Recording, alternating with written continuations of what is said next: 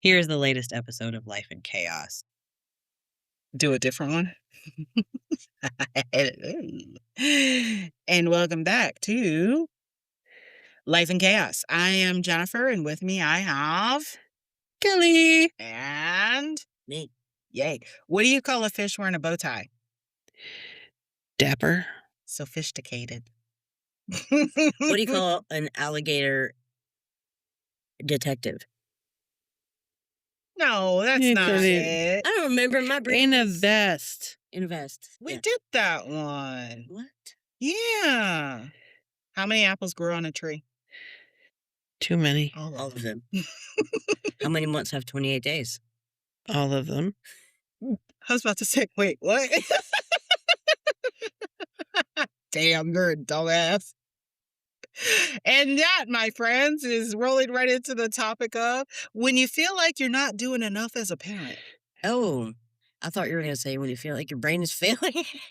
When you're not doing enough as a parent. Today's topic is when you feel like you're not doing enough as a parent.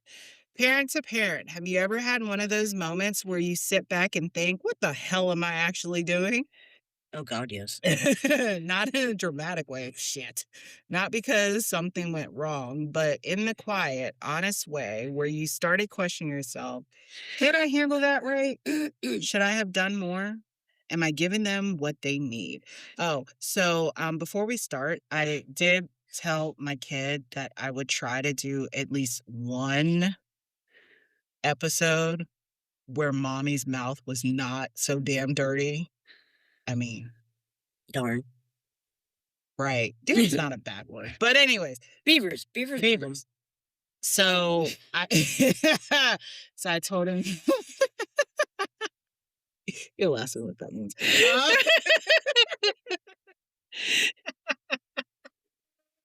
Anyways, so I did tell him that I would try one episode where I wasn't crazy, and because he wanted to listen. Mm.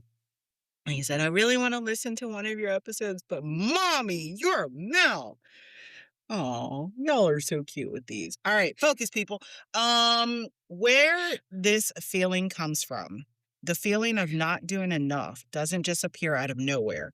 It comes from wanting the best for your child, right or wrong.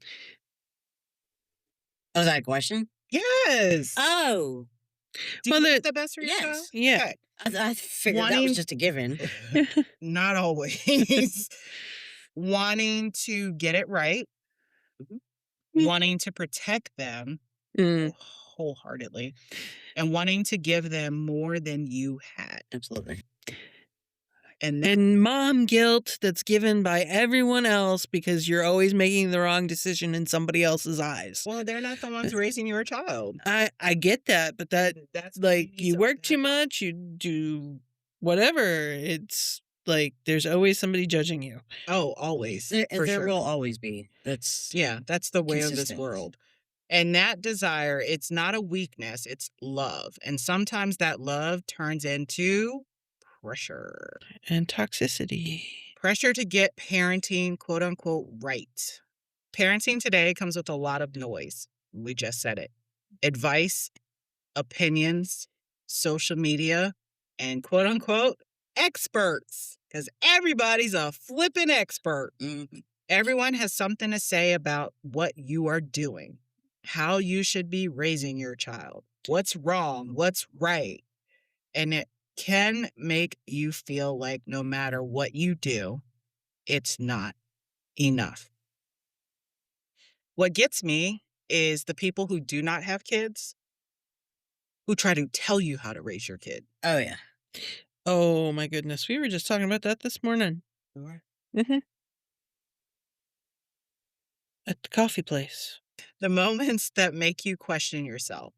It's the small moments that hit the hardest. When your child is upset and you don't know how to fix it. Oh, that hurts. That hurts. Mm-hmm. Yeah. When they're struggling and you feel helpless. My son is going through that right now. Oh. When you're sorry. tired and how you don't show up the way you wanted to. those are the moments where the thoughts creep in. I should be doing more. So he is 9, and I don't know. I don't know this age, right? This is my first time being a parent. We're swinging it. We're shooting from the hip. And my 9-year-old self and his 9-year-old self are 2 completely different kids. Mm-hmm. And I don't know how. Because you've made sure that he hasn't experienced anything that you experienced by the time you were 9. Exactly. And so in removing the trauma, the negativity, the toxicity, all of that, and giving him a positive life, I don't know how to parent that. And so he wrote me and my husband a letter, and it hurt my heart because he's like, I feel like I'm doing everything wrong. And all you do is fuss at me and this and that. And I was just like, I had to take a step back because I'm like, oh God.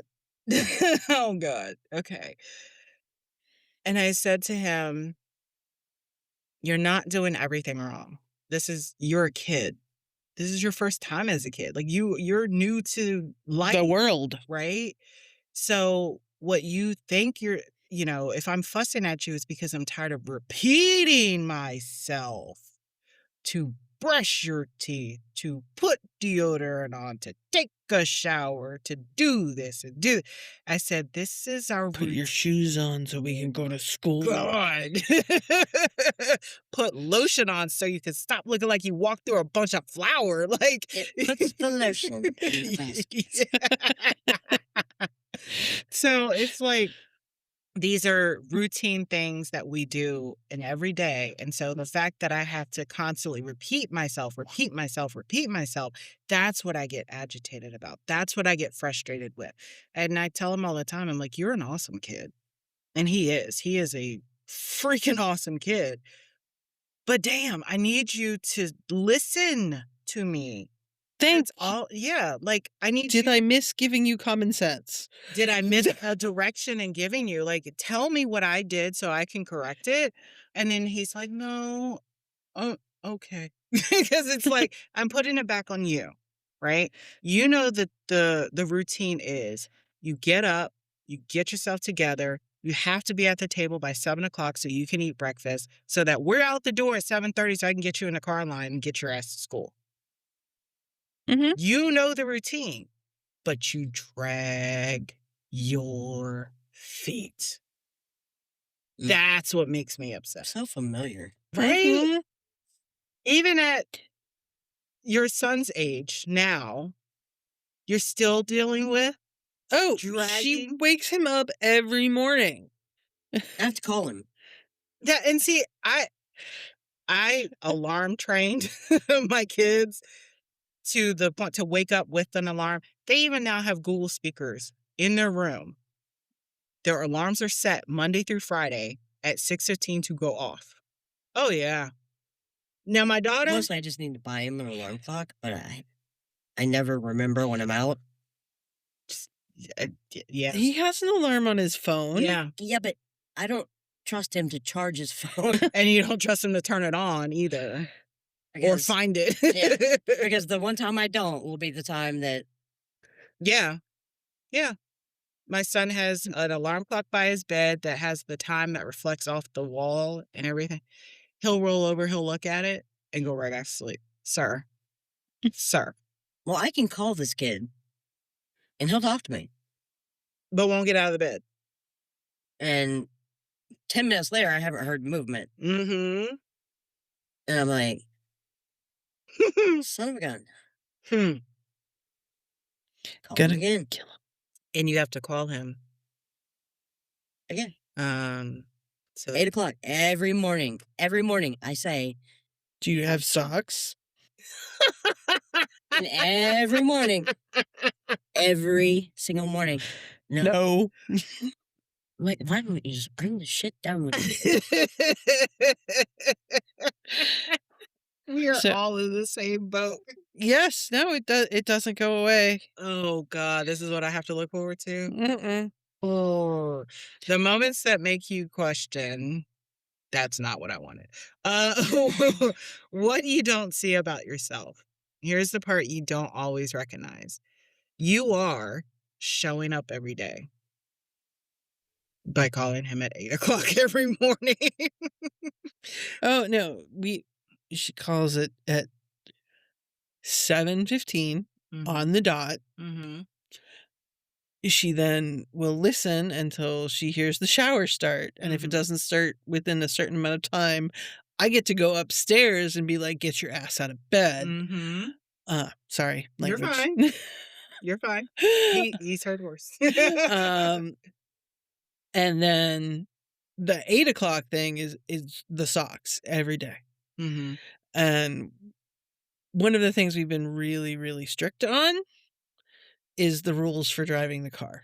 Right. Um, Must wear closed-toed shoes. and Oh, socks. yes. Oh my god. There's been too many reports of, like, people wearing flip-flops when driving, and their flip-flop gets stuck under, Mhm. and either you crash or you break your freaking foot. Mhm. Okay, maybe I should stop wearing flip-flops. 'Cause I do. But I do it if I'm gonna go get a pedicure. Anywho, I Mhm. digress. Same thing. But you are trying your best. You're learning as you go. You are adjusting when things don't work, and you're not ignoring your child. You're not disconnected. You're engaged. And that matters more than the perfection ever will. Sometimes it doesn't feel like I'm making a difference. Does that make sense? Mhm. Like, I had this conversation recently, and I said that I didn't feel like I felt like I was setting my kids up to fail. Like I wasn't a good parent. And the question back to me was, are they happy?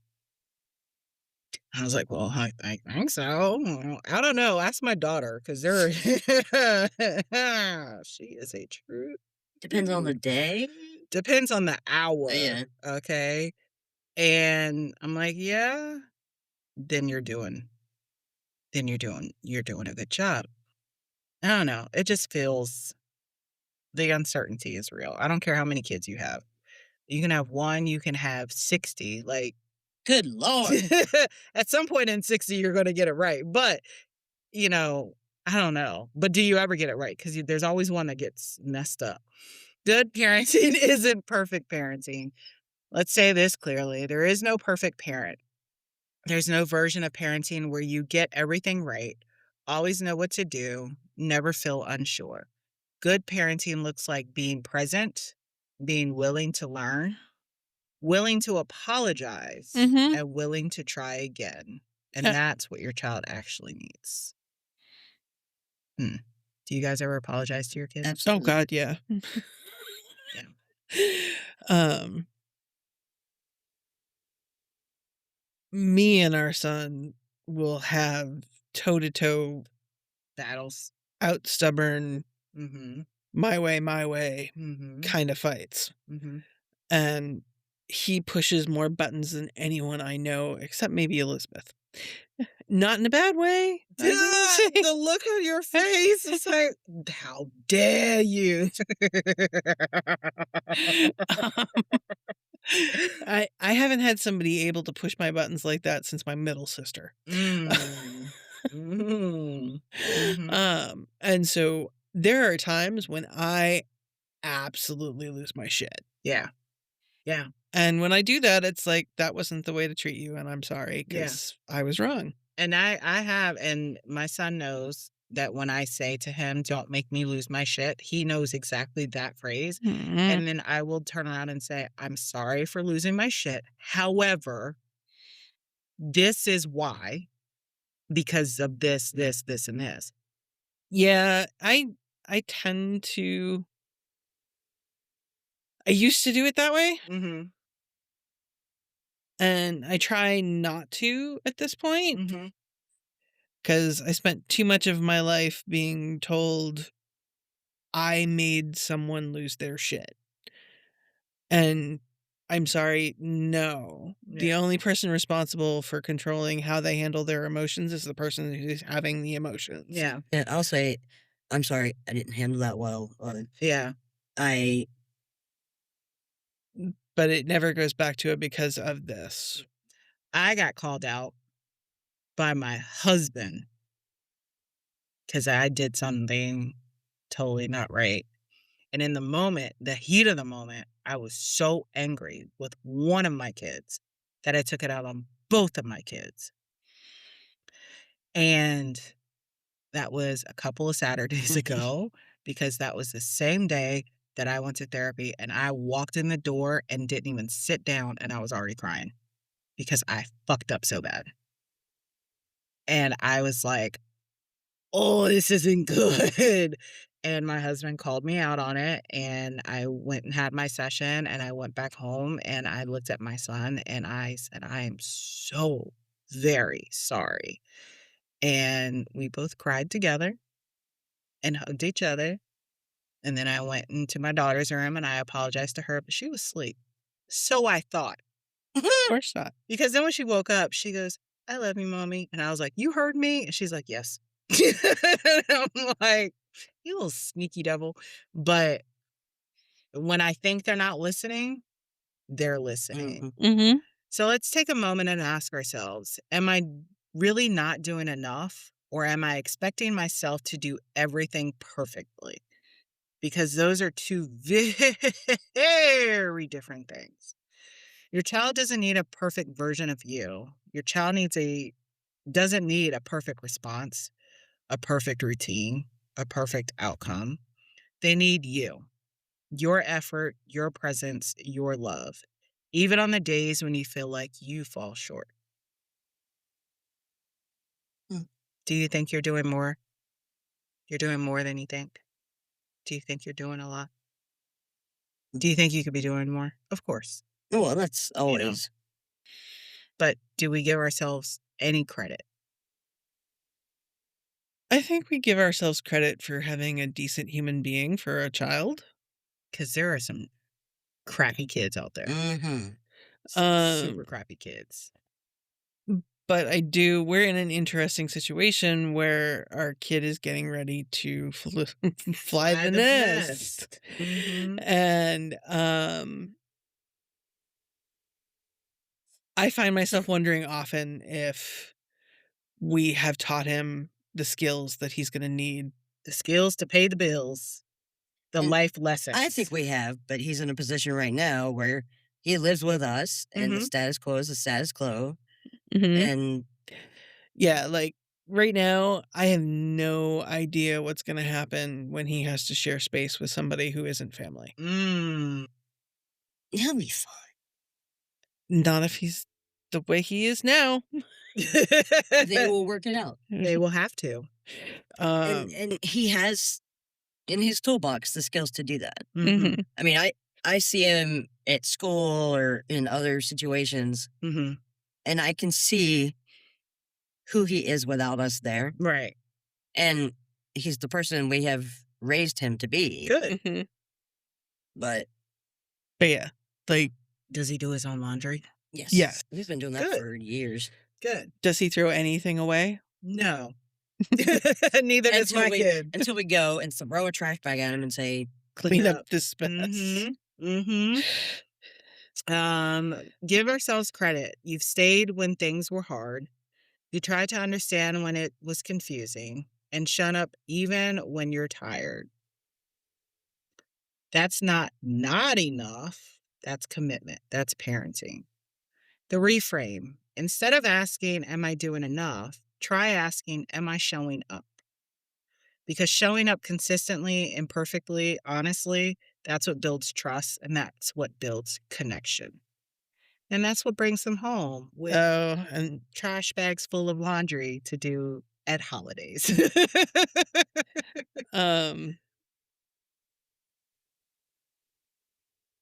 I will say the hardest thing we have ever done was deal with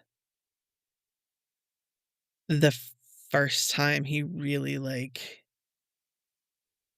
started lying to us. Mm. Mhm. 'Cause that was one where it's like, "You think we're dumb, but we're Mhm. not. Mhm. Mhm. We know you're lying to us." Was Mhm. that a year ago? Uh-huh. Damn, you knew exactly when that was. Oh, she has Because never been that mad. never in my life. And he's like, "I'm sorry." It's like, "I know you are Mhm. because you got caught." Yeah. And I was like, "I can't talk to you right now Mhm. because I will say things I don't mean. Hmm. So you need to give me some space." Hmm. Hmm. It's crazy because last night I was watching this show. Of course, it's Tyler Perry. Uh, it's called Divorced Sisters. Okay. Mhm. And one couple, her husband is the pastor. She's the first lady of this church. And their two kids are out here doing what kids do, mess up. And the parents are totally more involved in the church than with their kids. Okay. Mhm.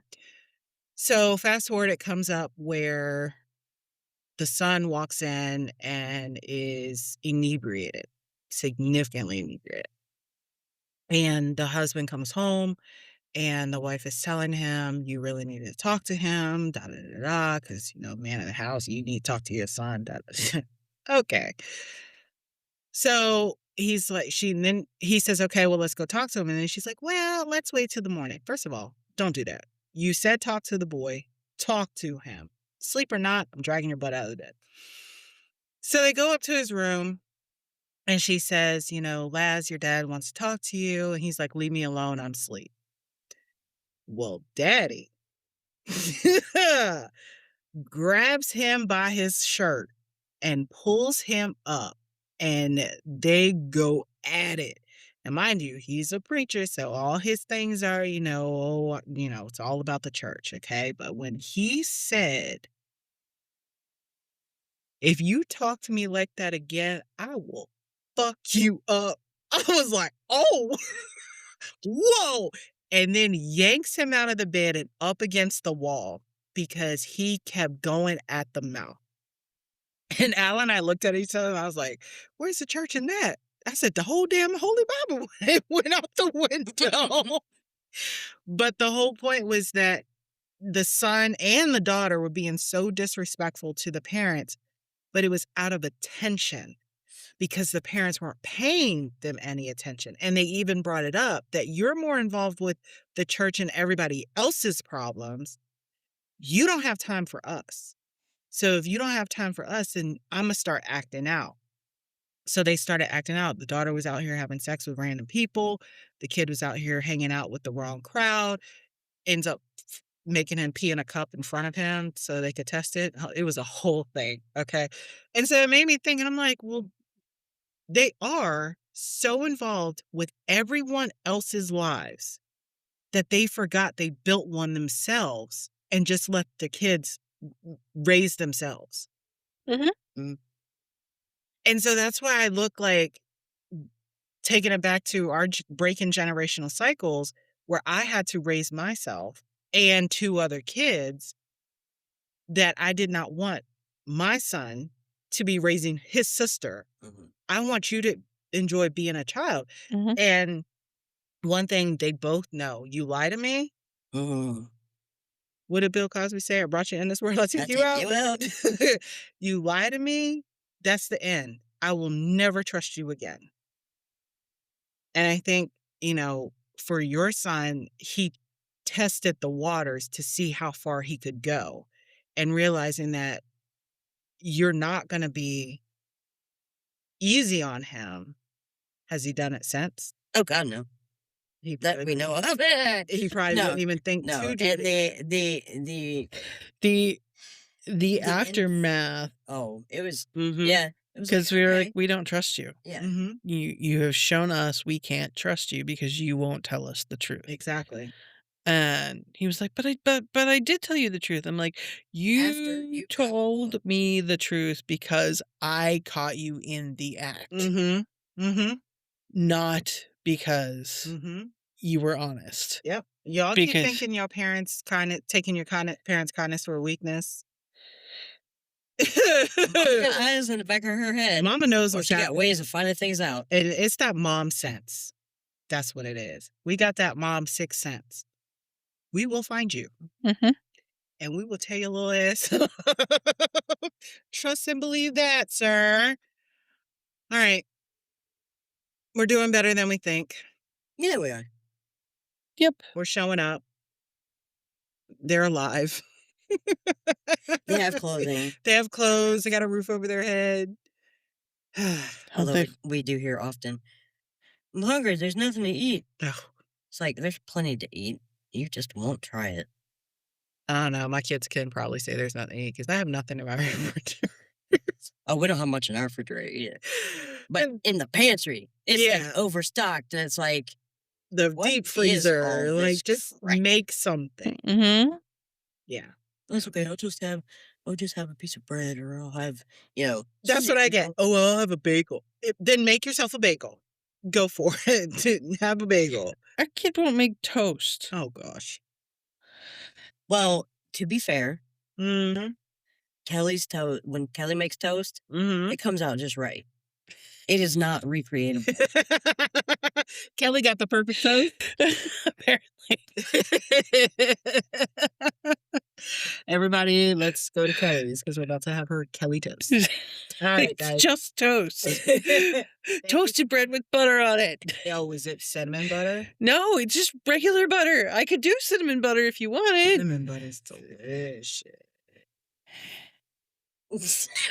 Something about the way you said that made me very uncomfortable. I'm sorry. Maybe it's the way I looked at you. All right, Life in Chaos fam, thanks for joining us. Remember, you are doing the very best you can, And that's all anyone That's can enough. do. and that's enough. You don't have to be perfect. You just have to be enough. Love you, mean it. Bye-bye. Bye. Thank you for listening to Life in Chaos. Please email us with any questions, suggestions, or if you want to be part of the show, lifeinchaospodcast@gmail.com.